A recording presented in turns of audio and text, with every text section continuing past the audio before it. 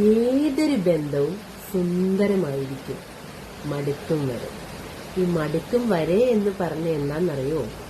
നമ്മളെ സ്നേഹിച്ചുകൊണ്ടിരിക്കുന്ന സമയത്ത് ഏതൊരു ബന്ധത്തിലും രണ്ട് വ്യക്തികളുണ്ടായിരിക്കും. ഈ രണ്ട് വ്യക്തികൾക്കും ആ ബന്ധം സുന്ദരമായി കൊണ്ടുപോകുന്നതിന് ഒരേ റെസ്പോൺസിബിലിറ്റിയാണുള്ളത്. അല്ലാതെ ഒരാൾക്ക് കൂടുതലും ഒരാൾക്ക് കുറവും റെസ്പോൺസിബിലിറ്റി ഒന്നുമില്ല. അത് ഏത് ബന്ധമായിക്കോട്ടെ, ഭാര്യ ഭർത്താവായിക്കോട്ടെ, കാമുകി കാമുകന്മാരായിക്കോട്ടെ, ഇനി എന്തും ആയിക്കോട്ടെ, ആ രണ്ട് വ്യക്തികൾ തമ്മിലുള്ള ഒരു ബോണ്ടിങ് ആണ് ആ ബന്ധത്തെ സന്തോഷകരമായിട്ട് മുന്നോട്ട് കൊണ്ടുപോകുന്നത്. എപ്പോൾ അതിൽ വിള്ളൽ വീഴുന്നു അതോടെ തീർന്നു. ഒരു പാത്രം, അത് നമ്മളിങ്ങനെ നല്ല രീതിയിൽ വാങ്ങുന്ന ഒരു പാത്രം എന്താ സുന്ദരമായിരിക്കും.